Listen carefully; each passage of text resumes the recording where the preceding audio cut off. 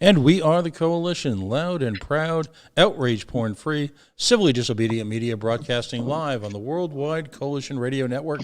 Well, at coalitionradionetwork.com, facebook.com/the Coalition Radio, on the mighty Twitter at Coalition_radio. Our original site, coalitionradio.us, is still up with literally 6 years of political interviews, activists, on a variety of causes, everything from, well, pressing to tonight's activities, legalization of drugs, immigration justice, virtually every civil liberty imaginable. We start with the Fourth. We don't believe that the Constitution ends at the First or the Second Amendment. There is a whole wide world of constitutional amendments that we revere. Most recently, most importantly, most exclusively, the Fourth Amendment. We've got a very special show tonight. We're going to be introducing to the Coalition audience a relatively new coalition, if you will. It's called Yes We Cannabis RI. Of course, they can be found at yeswecannabisri.com. We'll be sharing the link with you a lot over the coming months. It's a community coalition of a variety of organizations who, and I'm going to let them define themselves, but from my perspective, are jumping in aggressively to move, if you will, public sentiment, to engage in community education, and to apply, I'm hoping, the needed pressure to our lawmakers to finally, end the failed, racist, misogynist, brutal war on drugs and support the legalization of all drugs, starting with cannabis. Number two, to make sure that those folks incarcerated for, and I can't ever use the V less crime word. It's utter nonsense to me, because ultimately right now we are putting into cages individuals who are merely engaging in the use of a natural product, a plant as it were. Yes, we're still incarcerating people. So I welcome to them to the war on drugs. Most of these folks are seasoned, polished activists, if you will, who engage the system not just at election time, not just when a particularly brutal outrage pops up from, as we refer to it, Halitosis Hall, Smith Hill. No, these are folks who live activism. It's part of their DNA. It's what they do. It's a function, literally, of their everyday life. So I'm going to get right to it. We've got several people to introduce. Some of folks who you may be familiar with their activities in public life. Some organizations that may be brand new to you. First of all, someone who I've had the pleasure of meeting several times at a variety of events. We all kind of run into each other at a lot of the same programs. It's interesting. Regardless of our personal politics, folks who are activists in this community share the love amongst any one of a number of causes. It could be a cold parking lot at the ACI on a Sunday afternoon. It could be literally a nightclub celebrating, but also observing and challenging the status quo when it comes to sex workers. It can be those halls that we all remember and that we kind of miss based on the Zoomification of Rhode Island politics, the long halls of Smith Hill. We've run into each other too many times, waiting in line for the next round of, if you will, testimony to begin. Jennifer Rourke is with us tonight. She is the co-founder and co-chair of the Rhode Island Political Cooperative. She was a candidate for State Senate District 69. She's an activist and a leader who calls Warwick, Rhode Island home. A mother to 4 children, she's been fighting to give a voice to the most marginalized communities for many years. Growing up in low-income housing and to teenage parents, she was taught to always fight for those that are often ignored. I'm meeting for the first time tonight Miko Lincoln. He's a lifelong resident of Rhode Island, a member of FIU, formerly incarcerated union, and part of the Yes We Cannabis RI coalition. He's been directly impacted by the war on drugs. He spent a considerable part of his life incarcerated. Learning life lessons through the unfortunate process of recidivism, he has embarked upon a life dedicated to change. He currently works as a certified peer recovery specialist and re-entry case manager, assisting individuals navigating the horrific challenges of a return to community life. Exacerbated, of course, as you can only begin to imagine, by the dread COVID-19 crisis.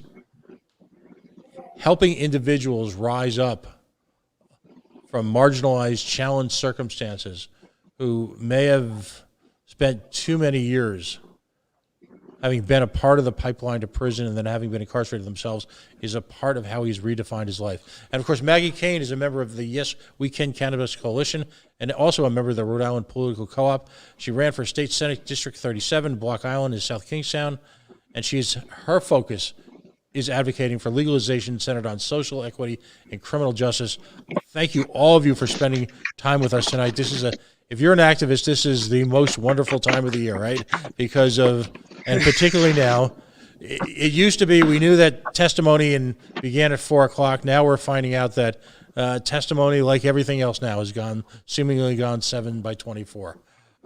So I'd like all of you to take sort of an opportunity, because this is the first time you're on as a group and as individuals, and I want to, in a sense, create an environment almost, I say this with love, of an infomercial, because I want folks to walk away not only with an understanding of the issues, but the perspective that each of these folks represents and the organizations that they are speaking on behalf of tonight. So, Jen, why don't you give us a shout out? Talk to us about the Rhode Island Political Cooperative and the impact it's had on electoral politics in Rhode Island in just a short time that it's been evolved.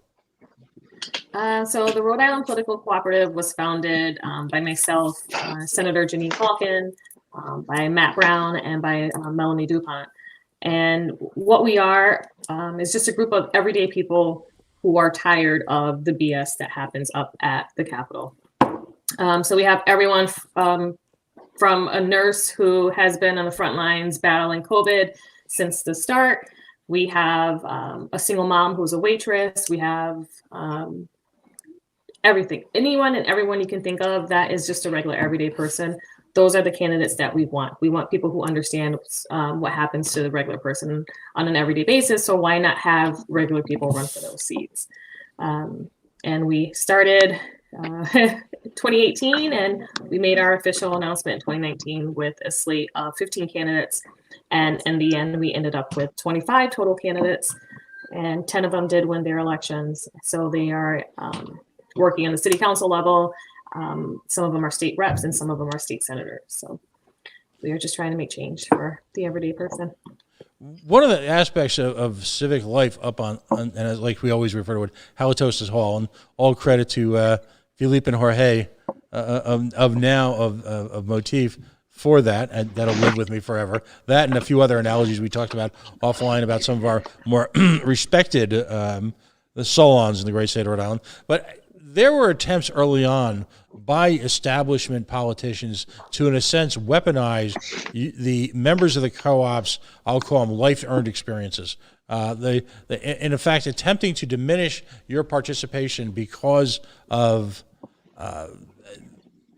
your regular everyday lives, where you work, where you go to school, your families. How did that feel? And yet, despite that, how much success have you had, both not only getting elected, but in terms of legislating, because of that life-lived experiences? I will say it was very, I don't want to say hurtful, but I felt very disrespected. Obviously, I'm a Black woman, and my name was always left out of every conversation, which is nothing new. You get used to it. You know, we do the work, we don't get the credit, and it's fine because the work is getting done. But I will say, by pushing a slate of like-minded candidates that are fighting for the same thing, that believe in the same thing, that are your neighbors, that don't live in $1 million houses, we actually managed to move the needle a little bit at the State House. We were all fighting for a $15 minimum wage and Medicare for all, and just a Green New Deal, things that will make the lives of everyday people better. And oddly enough, we had a hearing on Medicare for all to start a committee or a study on it.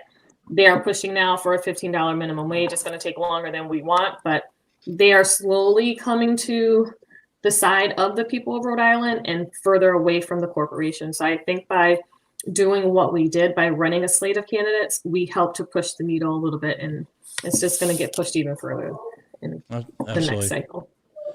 Miko Lincoln, thanks for joining us tonight. It's great to meet you virtually, as it were. Talked about us about the FIU, the formerly incarcerated union, and its goals, its mission, its membership. Kind of give us a snapshot of what you folks are involved in. Certainly. Well, first I want to thank Pat for having me here, and I want your viewers and audience to know that the formerly incarcerated union is a union of members that were formerly incarcerated, directly impacted people who is just looking for a voice at the State House, a voice in society. For the longest time, we're human beings. We're not monsters. People who have spent time in adult correctional institution.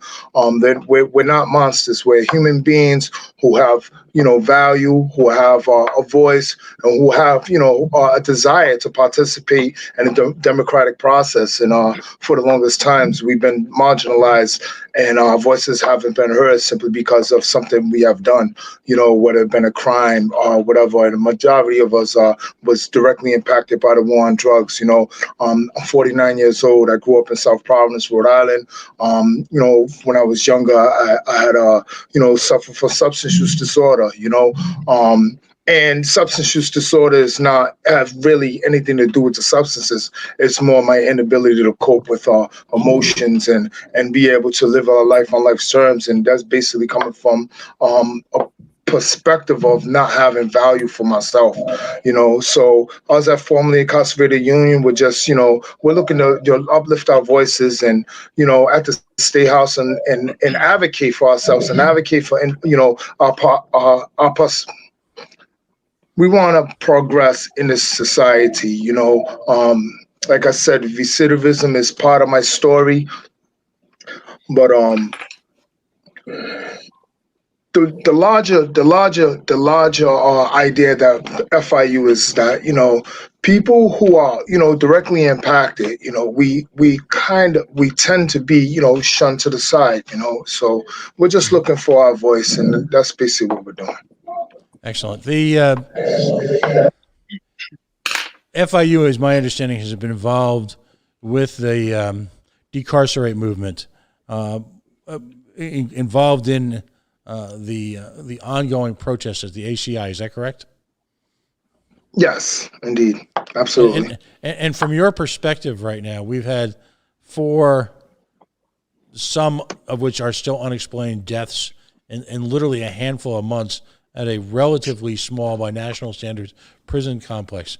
Any quick thoughts on that or comments on that at this moment? I mean, that's just a brutal situation. What are your thoughts? Yeah, absolutely. In an adult correctional institution, there's not a lot of transparency, trying to go in there and try to, figure out and get to the bottom of some of these cases, some of these issues, So we're dependent on, their narrative regarding these particular cases, Jose Franco was a good friend of mine. And, unfortunately, where his mother is outside, we're outside of the ACI looking for answers, and we're getting none. So, I can't speak to the specifics, like I said, because I don't have enough information. But like you said, it's a relatively small prison, and from a percentage perspective, 4 people dying within this year, it's insane. It just doesn't make sense. So, yeah, definitely. Absolutely. Now, Maggie Kane is joining us as well tonight, and we had the opportunity to virtually meet. Like, that's how I guess we all are meeting these days. Talk to us about the coalition that you formed here, the history, its goals, objectives. Just lay it all out for us. All right. So I'm very excited. Jennifer and I obviously have worked together for many years, but we also really started working closely a couple of years ago, advocating with Jared Moffitt from Regulate Rhode Island for the legalization of cannabis. And unfortunately, for a couple of different reasons, the bills never really went anywhere. Now, I will say, to plug the co-op, there is a reason why primaries are really good, because it shows elected officials where their voters stand. And I don't know, but there are a lot of senators that have been there for a very long time that are sponsors of the Senate bill. So we are excited that it seems like the quote unquote establishment has finally caught on to the fact that Rhode Island has been very late to the game when it comes to legalization. So personally, I was thrilled to meet Miko and Cherie Cruz, who are part of the FIU, and we all sort of came together from different groups. There's Reclaim Rhode Island is a part of the coalition as well. And then we just have individuals that care about this issue from so many different angles, whether it be from, the expungement criminal justice piece to, advocating for patients' rights, or even, like you said, it is a plant. There is this whole concept of why are we so scared of this plant? But to make, there are only so many issues that you can address in a certain amount of time. And when it does come to legalization of cannabis, it's a complicated issue for many reasons. So we as a coalition really decided that to make this a really great bill and a true bill, that we need to center it on the criminal justice piece and the social equity piece and social the community reinvestment piece of it. So we've really taken a lot of time and have been very thoughtful about what some of our shared goals are. And basically it is to make sure that they don't find other ways to criminalize, mental illness, let's say poverty, addiction, because there are some loophole, right? So we just want to, and plus we want to make sure that automatic expungement is there. That is the demand, right? And we are not going to take any excuses for that. And also just making sure that anyone who has any prior, marijuana charges, they're able to enter this new industry and participate in this, because it's $1 billion industry now. It's ridiculous that these people who really were invested in this industry before it was legal are now shut out of it. It makes zero sense. And we are here to make sure that the elected officials, hear this from the public, because we are paying attention.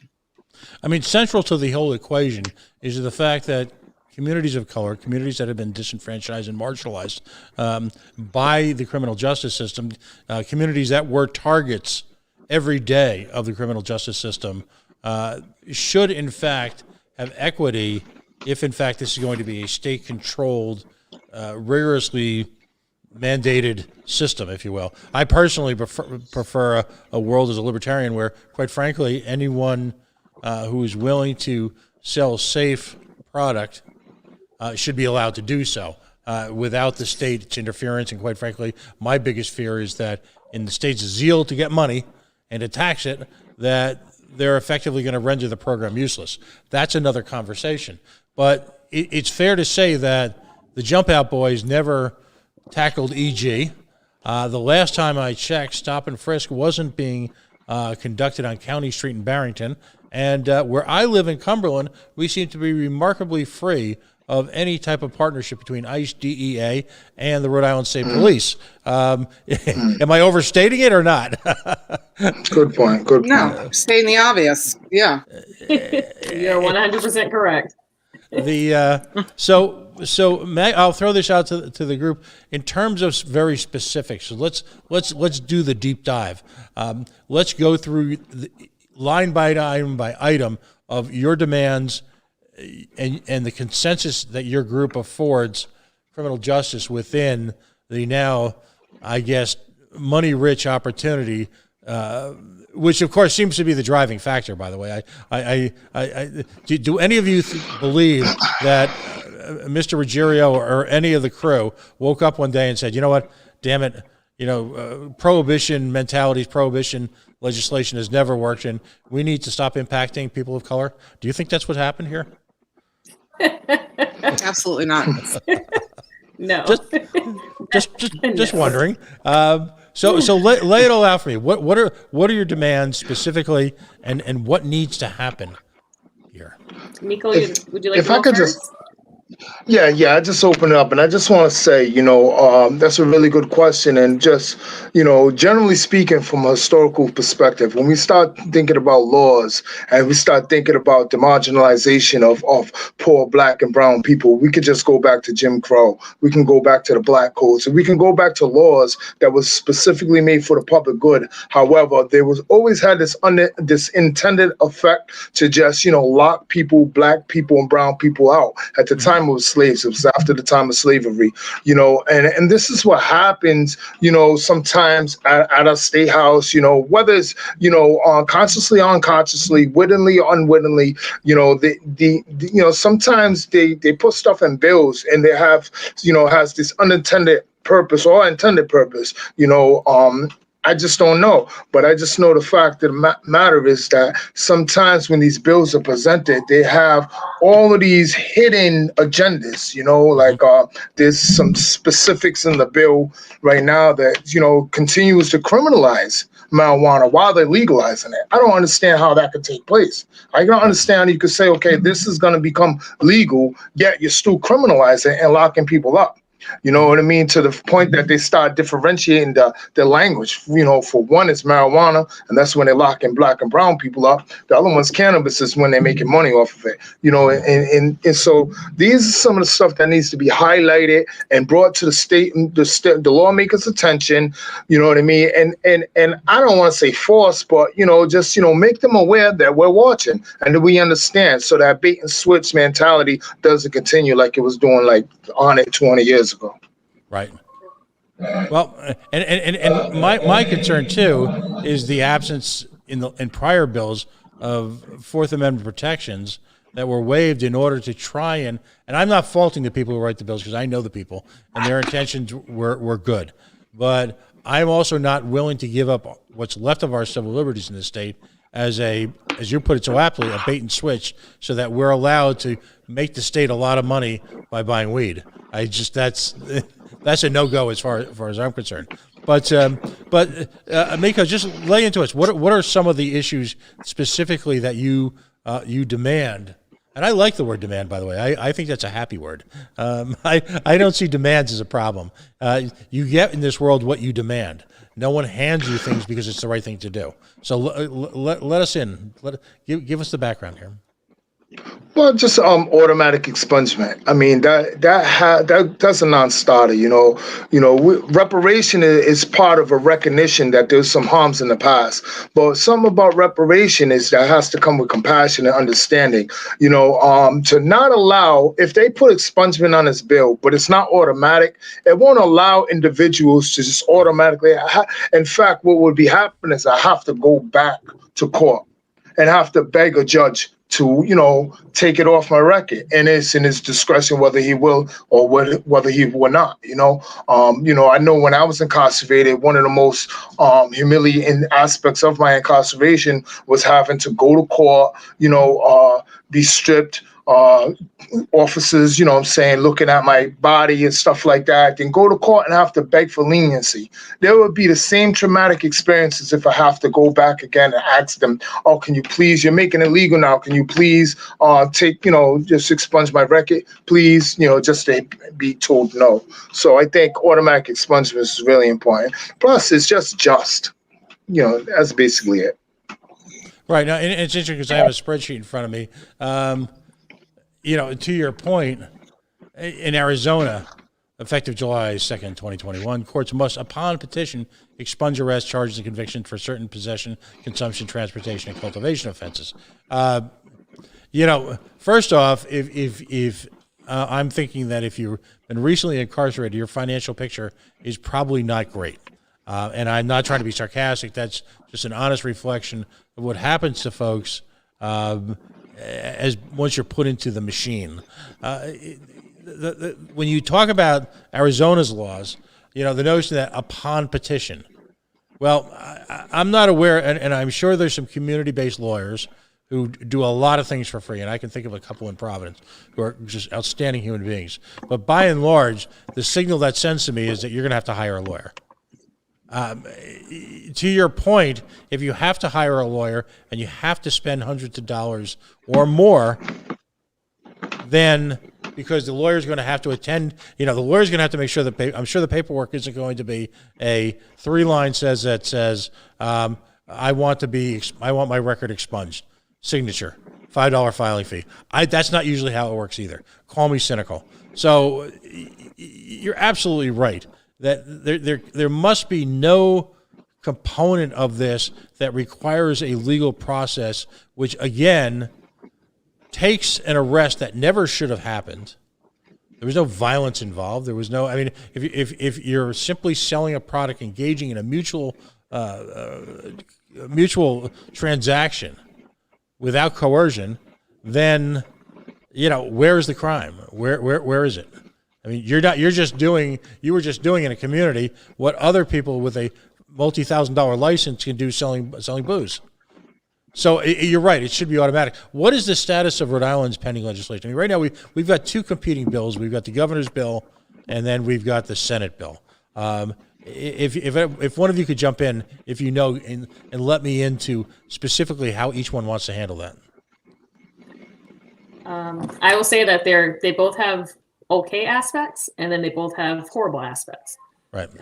In regards to the automatic expungement, it's still at the discretion of the court, and it's only for possession, sale, and I can't think of the other one. There's only 3 offenses, and it's only up to a 1 ounce. So if someone is caught and they have 2 ounces, then they're not qualified. There's no expungement for them. So that means that the opportunity for them to own their own dispensary or to go back to school is null. It's not going to happen. Right. So there's things in there where it should say when it comes to the expungement, it should be automatic for possession, manufacturing, distribution, sales, regardless of the amount. So that needs to be included, which opens it up for a lot of people, which means that people who want to go back to school and that are not able to attain student loans, they're going to be able to go back to school and they can further their education. Or if they decide that they want to open up their own dispensary, it gives them an opportunity to do that. So you don't see that in either bill. Mm-hmm. It's usually just an ounce. And most people are like, oh my God, an ounce is a lot. An ounce really isn't a lot. There are some people who can smoke an ounce in a few days. Right. So an ounce it's not much. And so they're forgetting a whole group of people that have been affected by previous marijuana laws. So. At any time, should arbitrary measurements have any impact whatsoever on what is fundamentally right or fundamentally wrong? I'm not sure. If you don't mind me asking, from your folks' perspective, how was this legislation arrived at? Were any of the organizations that you represent at all spoken to, worked with, listened to? Was there what type of citizen involvement has there been in the development of this legislation? I never received a phone call. I know Maggie and I have been working on this for a few years now. I've never been contacted. I have put my views out in public, so there's recordings of it, but I've never received a call. I don't know about Maggie or Miko. I have. Sorry, go ahead. No, you go right ahead. I would say I was just going to say, I know. Go right ahead. You're all leaders in your respective communities. All right. You're all well known as being on the record for representing the viewpoints of the communities that you are part of. And those communities can be political, social, ethnic, racial, whatever. How is it that in the year 2021, we're still pulling together legislation that doesn't have any interaction? And by the way, it's just not you guys. When I talk about the decriminalization of sex work, if you speak to activists in the state, you're good. It's veritably impossible to get involved. And any of these pressing issues, how is it that the people who screwed it up so badly and created these untenable situations suddenly think they have the answers? I don't know. I would say, I was going to give credit to Rep. Williams and to Rep. Marcia Ringland-Vassell, because we did have a community meeting back in 2019, I think it was, where we had people, it was myself, Maggie, Emily Cotter, and there were a few people who were affected by previous marijuana offenses. Rep. Slater was sitting at the table for one meeting, but Rep. Williams and Rep. Ringland-Vassell were part of the conversation a few years back. So I will give them the credit that they deserve. Jen, from your perspective, the absence of home grow in the governor's proposition, has that been a factor, a personal grow in your support of any legislation? Has that been part of the discussion? For me, I personally support it. I think you should be able to grow a plant in your own home. I am allowed to have a garden where I can grow vegetables and fruits. Why am I not allowed to grow a plant that works? In Massachusetts, I know you're allowed to grow, I believe, 6 plants per adult. And I think the max is 12 per household or 18 per household. I can't remember exactly, but it needs to be included in the legislation. I know Maggie, that's a huge thing that Maggie is knowledgeable about. So listen, I'm going to bring it back to what one of the first questions was about what are some of our shared goals from the coalition, because the point is that you could spend, and we have spent a quite amount of time going through this bill and, talking about home grow, THC levels, access to medication if you do have a, medicinal card. But really, as a coalition, we really want to talk about this automatic expungement, but also stop a further criminalization of cannabis, even if they do legalize it, which really they should call it, regulate and tax. They're not legalizing it. So they really should remove cannabis from the Rhode Island controlled substance list.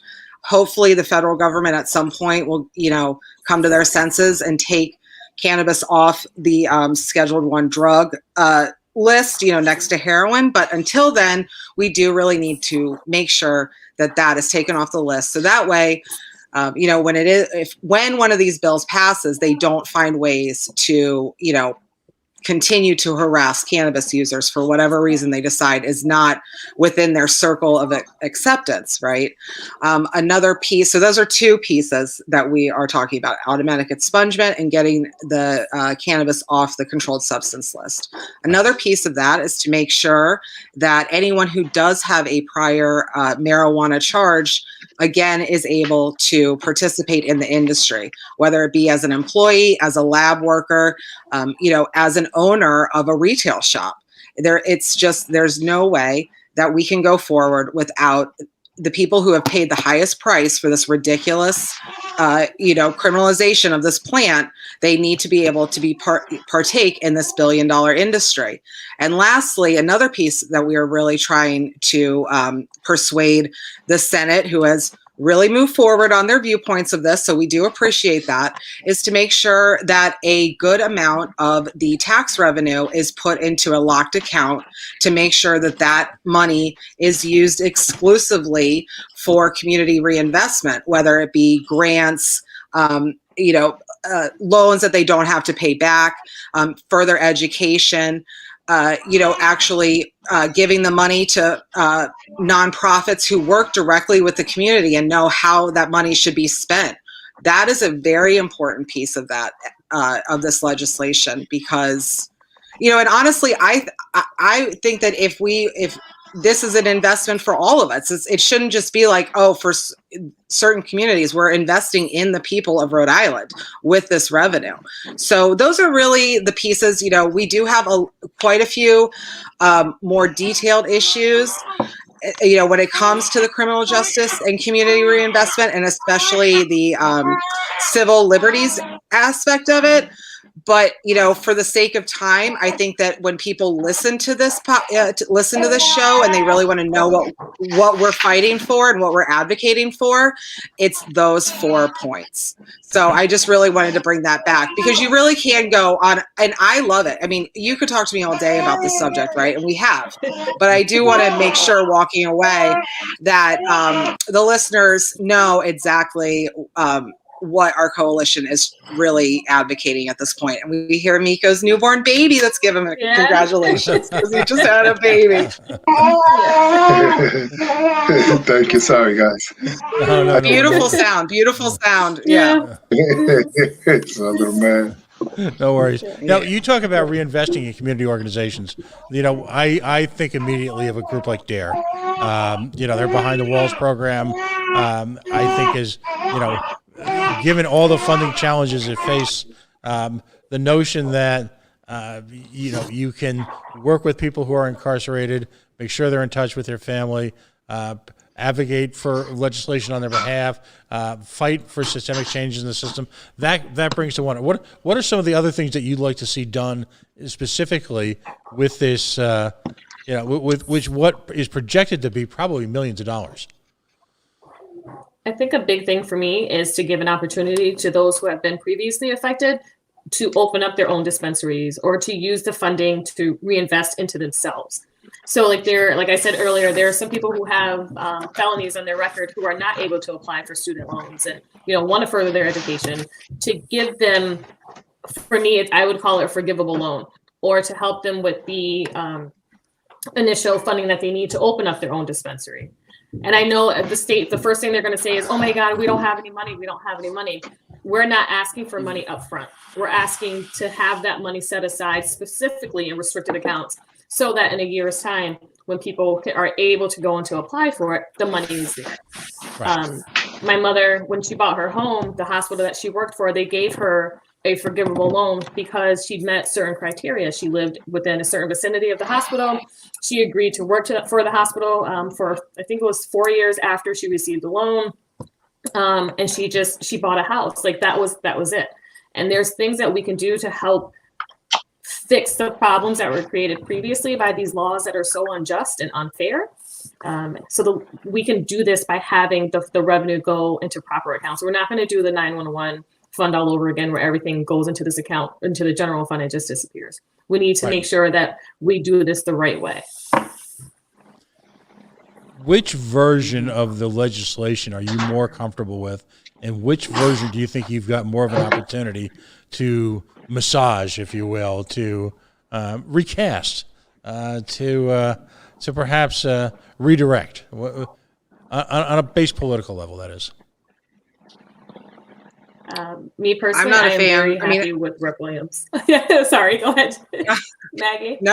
I agree with you. I mean, I'm not jumping over the moon for either bill, but my guess would be is that the Senate bill is the more likely one to move forward. Mm-hmm. Yeah, I think they're gonna Rep. Williams' bill. She's more willing to fight for the equity portion of it. Right. So I am happier with that portion, but I really feel like they're going to railroad this Senate bill that we don't agree with, that needs to be changed, that needs to have better wording. Like it seems like people who have been affected by, for people who were formerly incarcerated, even though the language is there, that they should have the opportunity. If you continue to read through the bill, the words kind of contradict themselves. So those people who have been affected are not able to open up their own dispensary. They're not able to work in a lab. They're not able to do certain things, which is unfair. So, but if they listen to us and they really want to do the right thing for the state of Rhode Island, mainly for the people of Rhode Island, they will listen to what we're asking for. In terms of sponsorships of the Senate bill, and I would agree with you.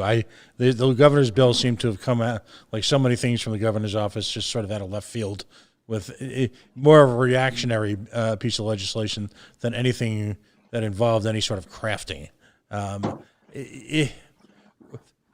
One of the biggest roadblocks to the type of legislation that you envision as being the ideal has been if you will, the organization that represents police chiefs in the state. I mean, they are the prime, and this is my opinion, not the opinion of my guests. I'm careful to say that, but they are the prime provocateurs of reefer madness in the state of Rhode Island.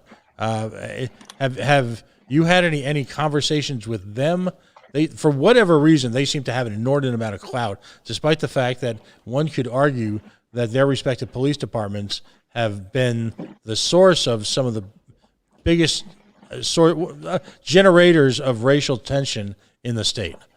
Any contact with them at all? I personally can say I have not spoken to. The only police officer I speak to is my husband. He's a former police officer, so he does share his opinion about what it was like to be a police officer. Mm-hmm. But in the state of Rhode Island, I have not spoken to any officers personally. I don't know about Nico or Maggie. I have not. I mean, I would suspect that, we would hope to start opening those conversations and, exchanging ideas and, just to let them know, I just bring it to your attention, our perspective and where we're coming from. We already know their perspective, of course. Yeah. Is this, It would be nice to have a conversation. I'll throw this out to all of you. How much of this is generational? Is opposition, and I'll be a little blunt here, is opposition to what I'll call common sense legislation, like the portion of the bills that in other states have been successful in expungement, for example. I mean, is opposition to that literally dying off? I won't To some degree, but necessarily you say also- it's generational. Oh, sorry, Maggie, go for it. No. I mean, I would just say that I think a lot of it has to do with, we could say, why isn't there criminal justice centered in this bill? Well, a lot of it is if you don't experience this and you live in a life where you do not you really don't have a source of what really goes on, you don't realize how big of a problem this is to some degree. So people who say, oh yeah, legalization, great, that's a win. They need to understand really how there does need to be some certain things about legalization that are, again, based on the criminal justice, social equity, but also there are pieces of it. If you look at our medical marijuana program, they really almost suffocated that program, and the patients were the ones to suffer. So I would say that for this to be a strong industry and for the state, unfortunately, Pat, you're not going to agree with this, but if the state really does want to make sure that they have a steady stream of revenue, then they need a healthy, competitive market, either with different enough retail in the state, but also competitive with Massachusetts. Right. So I think there is a point where you do have to sort of point them in these and I could say that somebody wouldn't really understand that who could be, let's say, my age, or because I am so young. So you just have to sort of make sure that everyone is educated on this fully. How do you do that? I'm sorry, go ahead, buddy. I was going to say, I think at the same time, they need to listen to the people who have been affected. There aren't enough conversations happening to those who have been affected by legislation or by previous cannabis offenses. Instead of just thinking, oh, well, this works. How about you actually speak to the people who have been affected by it? Like, people like Miko will tell you, like, this is what happened to me. This is how we can fix it. This is how we can change it. This is how it needs to be done. And instead of having their conversations with the community, it's these internal conversations where they see things through these rose-colored glasses and they don't understand the truth behind it. Right. It's how do we do that then? I mean, it's again, there are these competing alternate realities. Yours is the real reality. I mean, this is, if you've lived in the city, you understand how things work. If you've spent your life with this sort of rose-colored glass version of your young days in the city, and then you were ported out to the burbs, odds are you're probably not having to deal with any of these issues. And so it becomes just sort of, if you're old enough to remember Charlie Brown, when the parents talk, it's that wah, wah, wah, wah, wah, wah, wah. I by the way, it's funny because I was looking for something and I stumbled upon my testimony at one of the legalization hearings back in the day.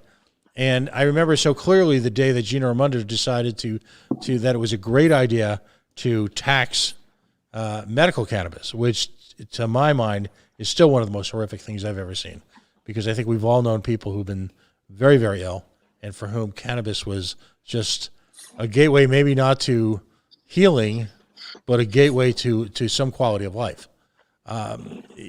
These are people who operate in their own private Idaho, as the song once said, who are just seem to dance through life untouched by the trials and tribulations that I think everyone, including myself on this call, has had to suffer.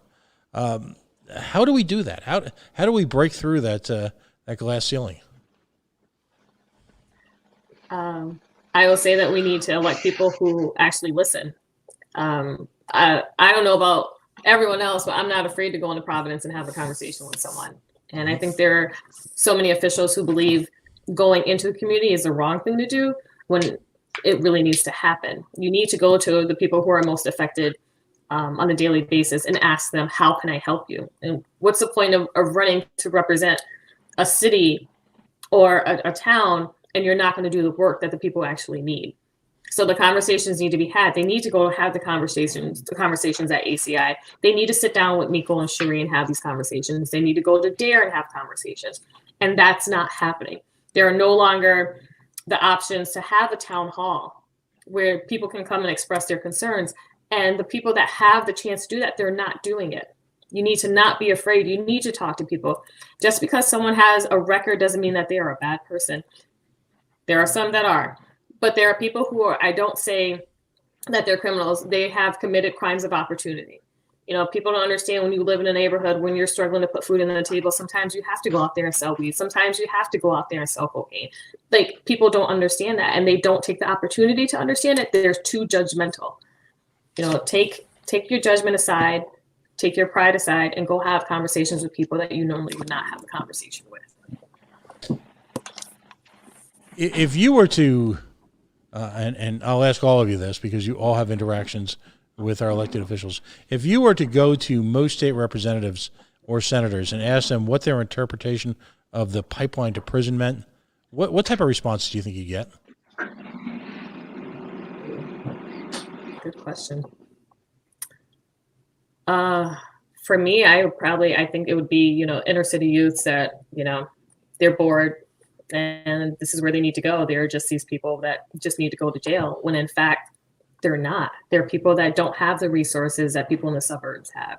There are people that have, I call them crime of opportunities, where everything that they have, it's like, I need to feed my family.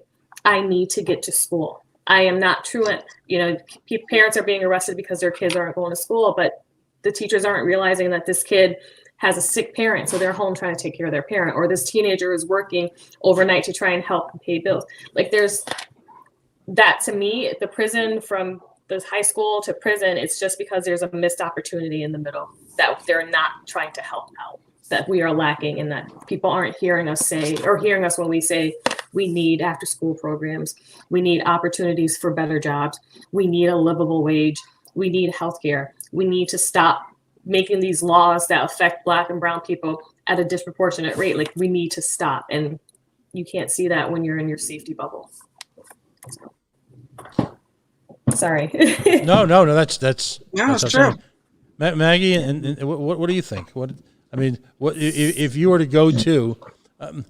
We all know there's certain legislators who, by background and or by overall intelligence, who are able to overcome, if you will, their own personal, I'll just say, born into prejudices, and are able to work beyond that. But the problem is there's this implacable block of legislators who still think it's 1954 and the streets of Pawtucket are fine, and you go out to them, to any one of a number of the businesses there, even though they don't live in Pawtucket anymore. They don't live in the south side of Providence. They don't live in the West End. They don't live in any of these places. They don't live in Arctic. They've all left them. But they've got this, again, if there's a description for tonight, it would be rose-colored interpretation of how they think things were.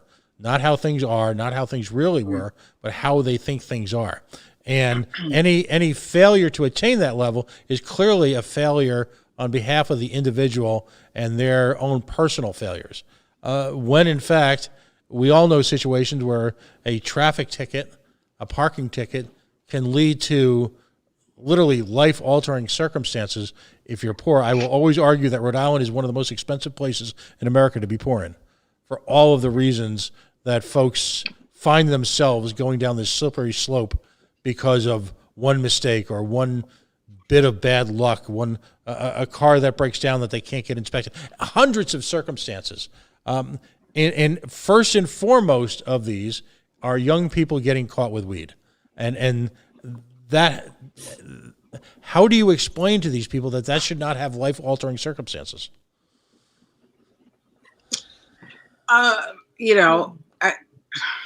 would just say that I would just try to sort of turn the tables on them and just try to understand maybe how, even that, if you want to talk about the health of Rhode Island in general, how it affects all of us. I mean, it not only destroys this kid's life for the dumbest reason ever, but it also is, it also just doesn't work. But honestly, like I'm even struggling to answer that question. I would turn it and I would say that it's the responsibility of the people who live in their district to make sure that their elected official knows what they expect of them. And if it means spelling out, let's say, these 4 points that we've been talking about, that's on.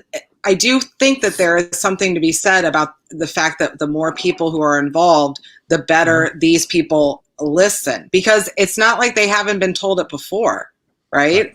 They just don't want to listen to it. And I'm not, that's a generalization. I do not even want to say, I don't even know that, but we do know the way to get them to listen is to challenge their power.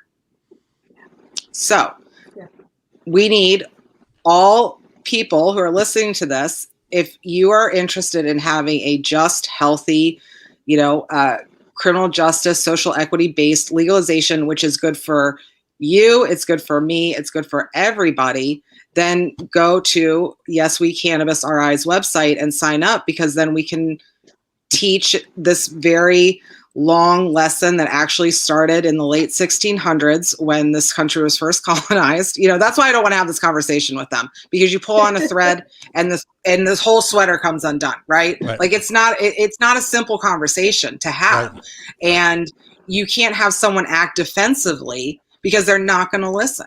So I'm going to be quiet because I really do want to hear about because Miko, see, that's the thing. I don't have a lot of patience. I can't talk to people very well, but Miko's really good and he explains himself. So I want to hear it.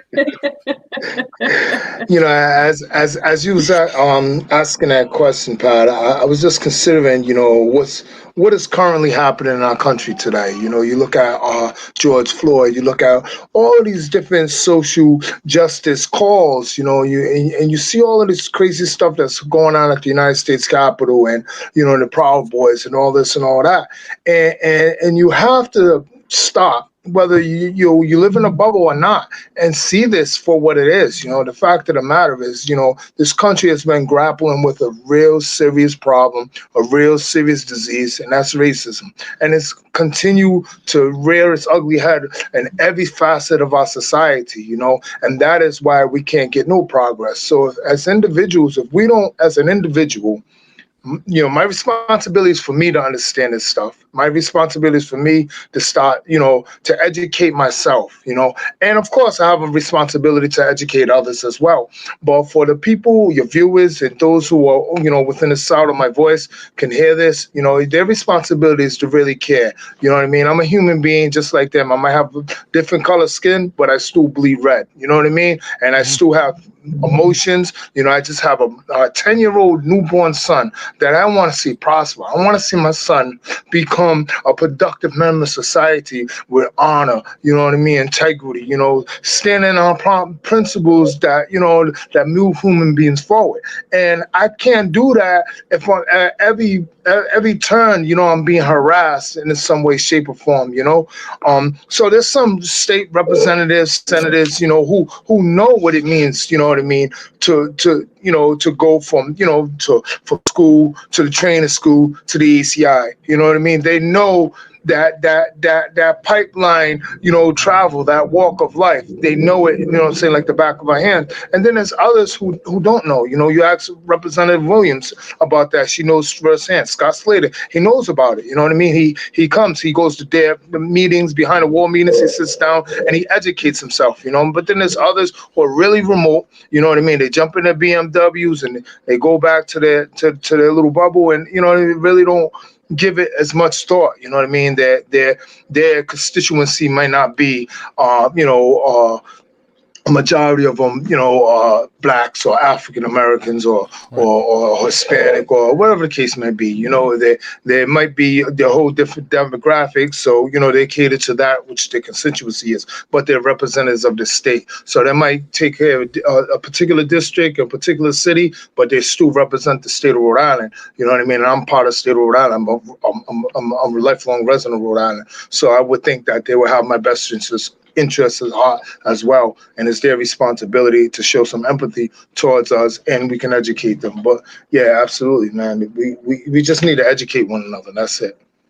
So what are the next steps for the coalition? You've gotten off to a wonderful start. I know you had a Zoom conference with a number of stakeholders the other night. You're reaching out to a variety of communities through organizations like ours. When do you anticipate these bills being heard, and what pressure, or what's the next step to bring pressure to bear on these individuals? I know I'm happy to come along and do whatever I can. I'm one person. We're a hardy little but small little outfit here, and I know that Steve Alquist and a number of other folks in the alt media are eager to support your efforts. So what's the next step? Where do we go from here? Jen? Wow. For me, the Or I can biggest thing answer is to some. actually, as I said, we need the people who are writing the bills to actually hear us. I would love to sit down and speak with Senator McCaffrey, myself, with Senator Miller, with everyone else in the room, so that they can hear us, the people who are involved in the community, and actually hear how their legislation is going to affect us. I think now it's just the time to get what we need and what we want as the people who are going to be affected. I think we need to get our concerns out there, and I would love to do it. I'm all for meeting for face-to-face if that's what they want to do, but they need to hear us. So we're just going to keep getting our voices out there and just trying our best to get them to understand that what they have right now is not enough. Not even close. Maggie, what are your thoughts? Well, we're really trying to focus on the Senate bill right now, because probably there will be a hearing in the Judiciary Committee in the next couple of weeks. And we want to make sure that the committee understands what we really want to be amended in the bill. So that's just a very clear message. We want to reach out to, voters in those areas to make sure that they communicate with their elected officials, especially the senators, what they expect, like we said. And, personally, a lot of this is working my own advocate network, because personally, I have always felt like cannabis and drug legalization and the war on drugs is such, it carries so many of the issues that we've talked about, about criminal justice and the history in this country and how those drug laws were even created in the first place. I mean, they're really arbitrary. Like, the fact is that they were made up for racist and xenophobic reasons. So, why are we even subscribing to this idea that cannabis is dangerous? I'm not going to say it because someone's going to get up, about anyway, but, it's a very harmless plant. Right. So I would really want the people who I've worked with in the past 4 years, who have chosen to take their organizations and have claimed that, racial justice and criminal justice and economic justice and social justice are going to be the goals of their group. Excuse me. Please understand that cannabis legalization is just not about, being able to smoke weed. There's a lot there. And I would just hope that they would join our fight and understand that they are needed. We all need to stand united about this. This is not just about, the idea of being able to smoke weed or whatever the idea is, the stigmas and all that stuff. This is really about righting the wrongs that we have been doing since, the early 1900s, when these first drug prohibitions really started. Right. So that's my hope moving forward, is that we really, that these groups and individuals listen and join us and go to, Yes We Cannabis Rhode Island's website. Miko, yes. I just wanted to reach out to Miko with a question. Miko, in a very large sense, your role is one of the most challenging on an individual basis. Yet at the same time, your participation presents the most opportunity. And what I mean by that is you've been involved in the criminal justice system. Yours is now a life well lived, and you can speak. And it's it's interesting because in certain circles this would almost be a cliche, but when you talk about truth to power, yours is in fact a very powerful testimony, and it is a testimony. the reaching across the borders and the boundaries of quote unquote civil life in Rhode Island. I'm going to try and do, from my perspective, whatever I can to introduce stories of how the prison pipeline reaches out and grabs a hold of people, and yet at the same time, how despite all the most astonishing challenges imaginable, people like you learn to live to rise above them. Is that a role you're comfortable carrying? And what are your thoughts on what you would say to people being, again, testimony to this whole system? So, yeah, I accept that responsibility, and I think I'm comfortable in that role. I think, like you said, it is, it's kind of contradictory, that my life has been one, not well lived, unfortunately, but fortunately for me, it is, because, some things I've done in the past is some things I've done, but they're not who I am, and they never was who I was. You know what I mean? Those are things I've done, not who I am. And now I understand that my past is not, it's not a liability, it's an asset. There's individuals who are, exiting the adult correction institution every day. And, I can be there for them, hold out my hand and explain to them, there's systems, there's ways, there's civic participation that you can get involved in that can really dramatically change the way you looked at life, and that's what happened with me. Individuals, took the time to really care about me. I work at the Amos House, which is located, it's a nonprofit organization located in Providence, Rhode Island.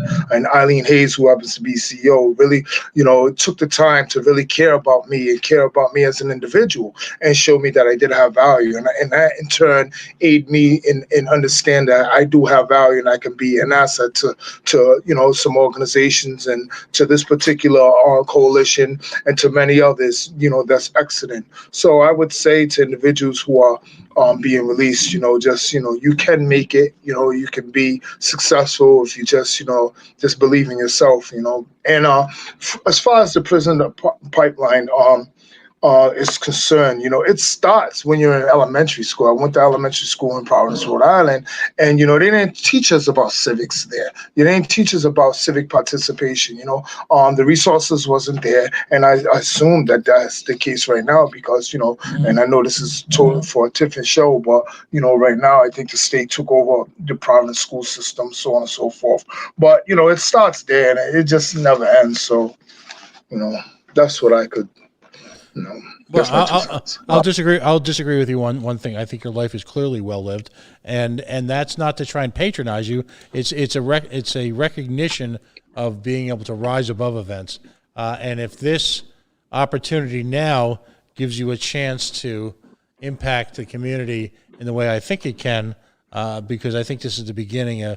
This is not a battle that I believe is going to end in this legislative session. I think we're still a little bit of ways.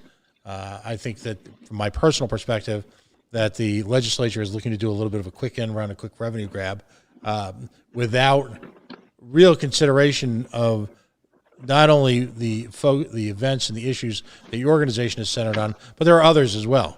And so I think they're going to find, and I hope they find, that the communities now involved will present a roadblock to this until they reconcile outstanding issues like the criminal justice system and, like I said, protection of our Fourth Amendment and our search and seizure, our rights against search and seizure. So I first of all, congratulations on all this. We'll close out with, we always end all of our shows with what we call shameless self-promotion. So if we can go around the room and folks just, for the record, put out there how they can reach the coalition, how they can reach you, and what organizations you represent, and for folks who are moved by this in the coming weeks, how they can become involved. Maggie, why don't you go first? Maggie, you can go first. Yeah, absolutely. Okay. So, I would just say, please go to our website, YesWeCannabisRhode.com. That will have links to all of our social media and a lot of our videos that we have done. We will be doing a lot of, let's say Facebook Live events to sort of, we started with an introduction of what we're trying to advocate for, but we are going to sort of further, again, educate and explain how the situation really, needs to be fixed. And so I would just say, please go to the website, check us out.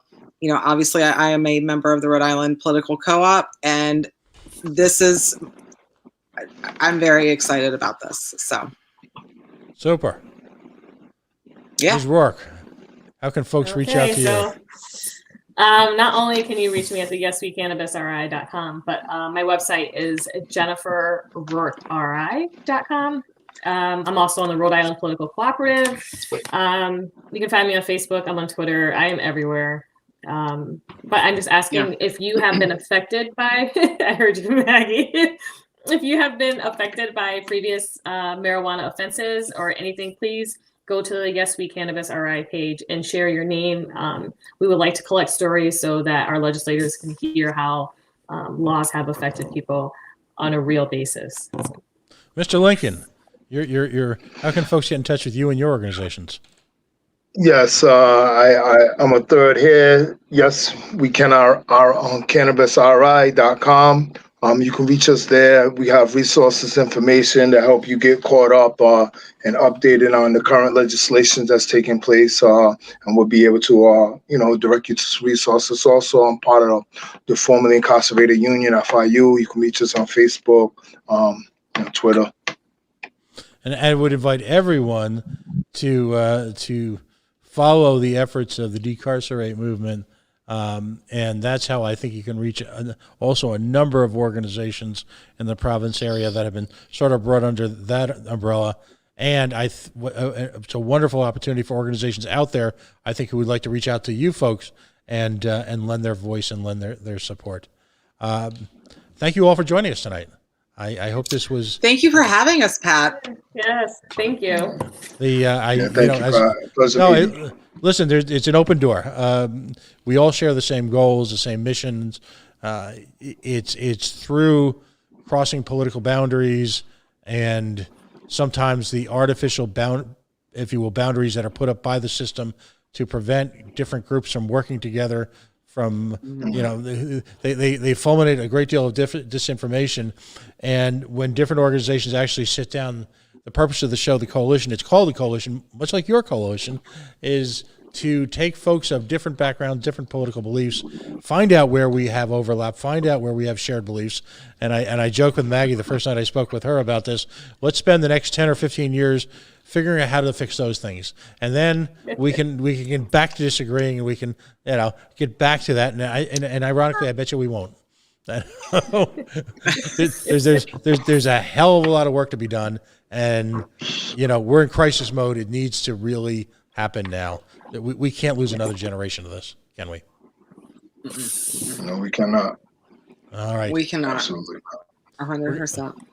We're going to sign off then. We are the Coalition, loud and proud, outrage porn-free, civilly disobedient media broadcasting live on the Worldwide Coalition Radio Network at coalitionradionetwork.com.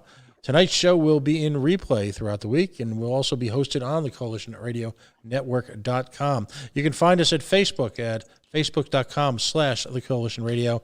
And as always, we like to say the mighty, mighty Twitter at @Coalition_radio. If you haven't liked or followed us, we'd ask you just to take a moment, if you could do that. The ability to overcome the noise level that is social media these days is only accomplished by those likes and shares and follows. We want to present to the community an opportunity to discuss the more challenging issues that face the body politic. We will never become one of those, what are your favorite color, or can you believe someone said this type of media outlets. That's not what we do. That's not why we're here. We thank you for your participation tonight, and we'll be back on the air tomorrow night.